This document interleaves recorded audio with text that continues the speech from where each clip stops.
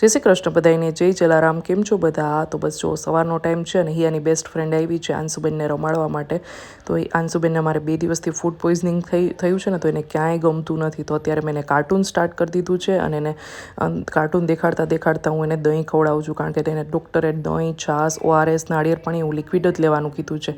એટલે એ ઉઠી એ પહેલાં મેં બધું મારું ઓલમોસ્ટ કામ પતાવી લીધું હતું. ટિફિન બનાવવાનું હતું તો એ કરી લીધું હતું, અને જે એને વોમિટને થઈ હોય આપણે તો એ બધા કપડાં અને બધું ક્લીન કરવાનું હતું તો એ બધું કરી લીધું હતું. ખાલી હવે અંશુબેન ઉઠ્યા તો એ રૂમ જ ખાલી સાફ કરવાનો હતો, અને નાના મોટા કામ હતા એને રાખતા હું કરતી હતી.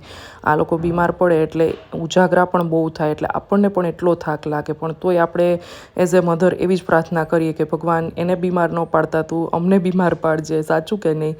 તો બસ જો હવે આવું કંઈક છે. અંશુબેનને હવે ધીમે ધીમે પરાણે કંઈક ખવડાવું છું, અને હવે એને ફ્રેશ અપ કરી દીધી અને નાહી લઈએ ને તો છોકરું થોડુંક ફ્રેશ થઈ જાય. તો આવું કંઈક હતું રૂટીન અમારું. આવજો.